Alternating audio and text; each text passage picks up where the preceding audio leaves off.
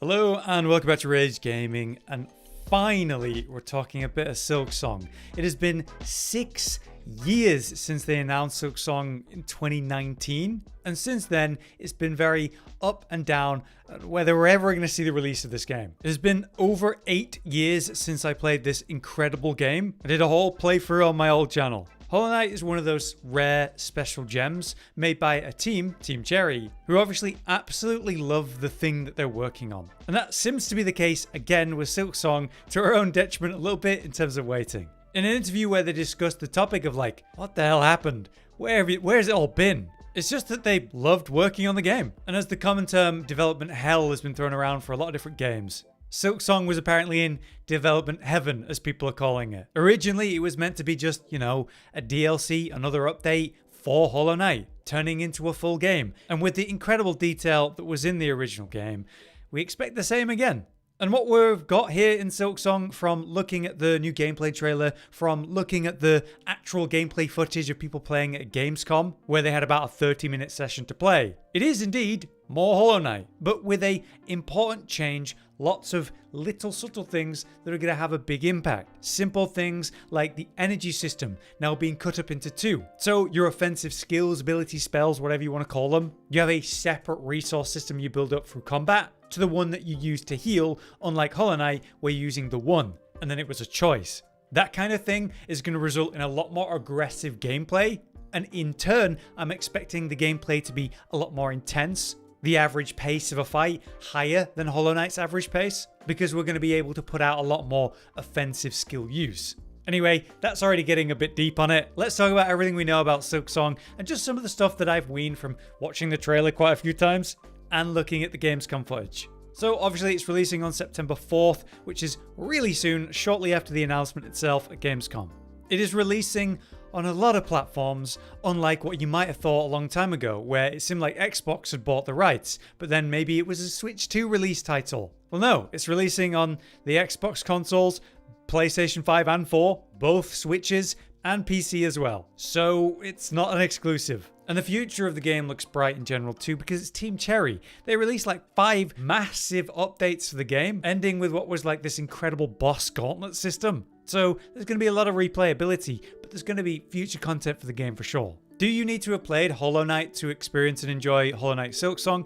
No, but you'll appreciate it more probably. Obviously we're playing as Hornet now instead of the little Hollow Knight, and she fights and moves a little bit different to him, and you can see it throughout the gameplay. But in terms of the setup for this one instead of the original, Hornet has been kidnapped and taken to a different kingdom called Falloom. In the trailer they call it a haunted kingdom where you're going to try to ascend to the peak. And as Team Cherry put it, this place is haunted by Silk and Song. That sounds familiar. So you begin at the bottom of the kingdom, and your goal is to ascend, and to learn why you were brought here in the first place. Let's take a look at the kingdom and the map itself for a brief moment shown in the most recent trailer. As you can see, it's a very familiar layout to the original Hollow Knight's map layout, where you have sections with their main name, and I imagine this is after a lot of revealing anyway.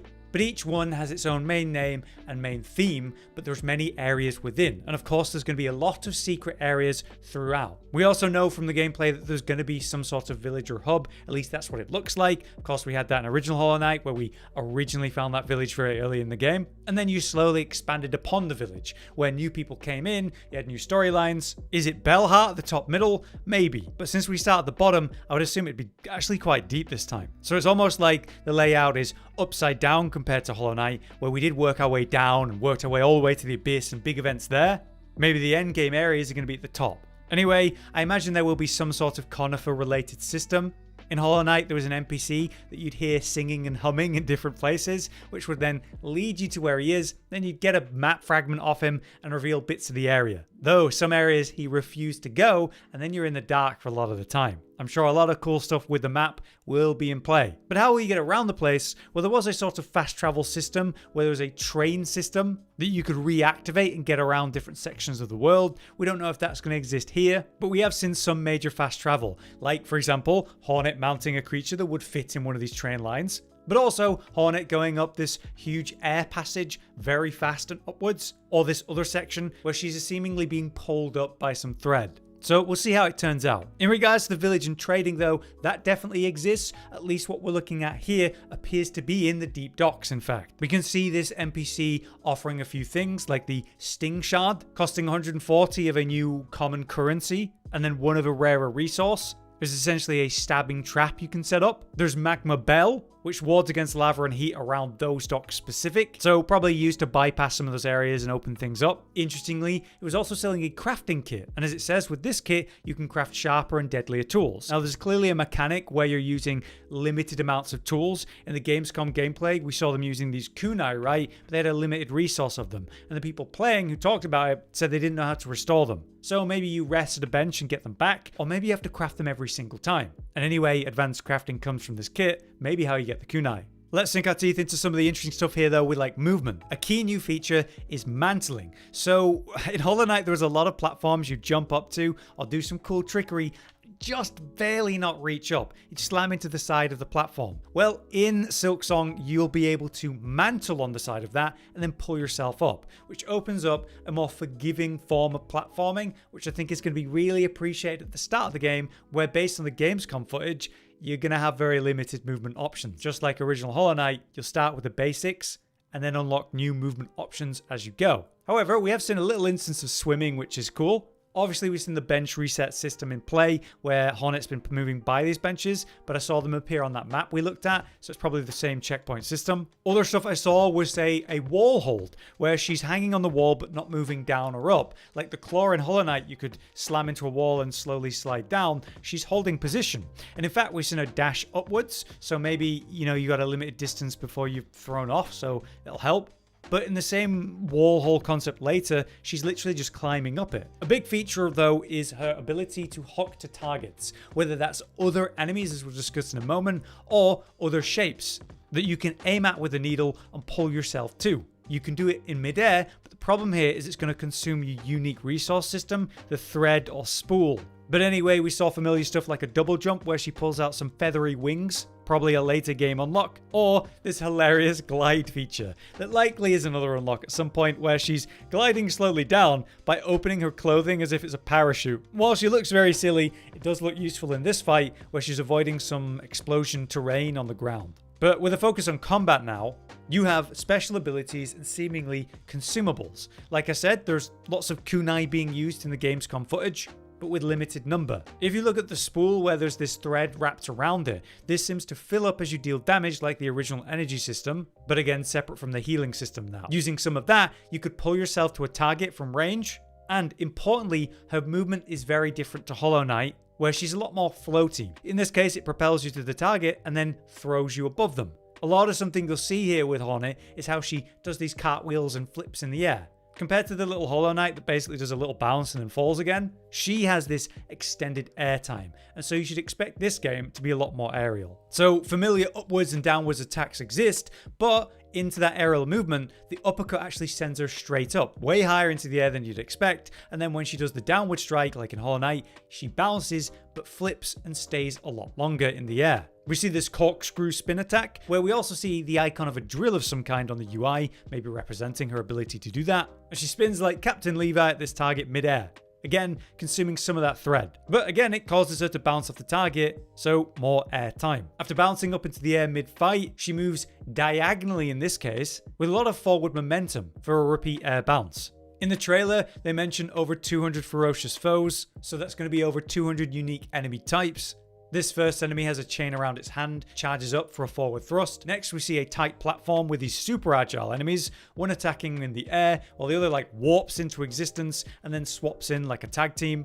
Here we have a trio of symbol wearers. You got a flyer, a ground swordsman, and a bell wielder that's using it like a spear. Then we have bosses. Apparently, there's going to be over 40, which is a pretty good start to begin with. As shown here, we have a duo boss fight where they fight in a synchronized manner, warning you ahead of time where they're going to collide next to give you a little bit of a heads up. There's this shrouded spider type that's slamming down webs all around the arena, which it kind of phases into and then starts exploding debris from below. We see this huge flying frog guy that when it opens its maw begins sucking in the victims, so Hornet's desperately pushing away from that. Another fight shows a bright explosion from the wings of this glamorous enemy. Reminds me of Grimm. Next is another duo fight, two large red-headed enemies kind of flying or drilling in unison. So you got this safe space in the middle, so you got to maximize your airtime against these guys. These creepy two guys also fight in unison. One's hanging from the ceiling, slamming aggressively. The other's spinning towards Hornet. So probably a good idea to separate them. And then we have this like giant beetle guy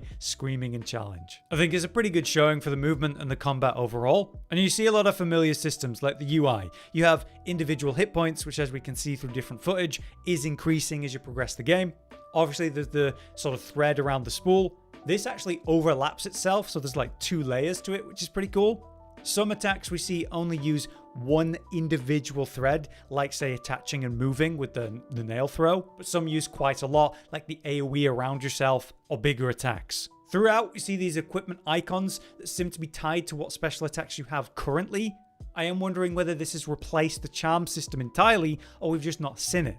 But I like the idea of there being a completely different power system from the charm system. We'll have to see. I will also note that the needle changed a lot in the footage, with some interesting flares to it, bigger styles to it, cogs and wheels on it.